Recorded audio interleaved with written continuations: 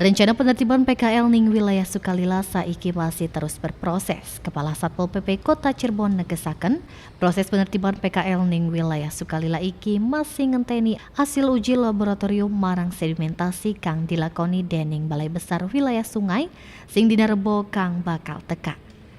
Nanging yen hasil uji lab ana kandungan limbah kang ngebayake Pemkot Cirebon bakal bekerja bareng karo BPWS golek solusi panggonan buang limbah khusus. Sebab limbah lumpur jenis iku ora bisa dibuang langsung menyang TPA.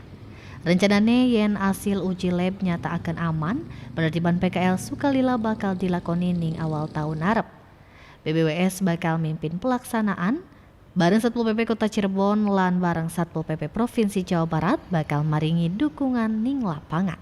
Pemerintah Kota Cirebon ngarepaken penertiban PKL sekaligus pembersihan sedimentasi kang bakal dilakoni iki bisa mulihaken fungsi kali lan ngawehi penataan meneh kawasan Sukalila supaya luwih tertib lan resik.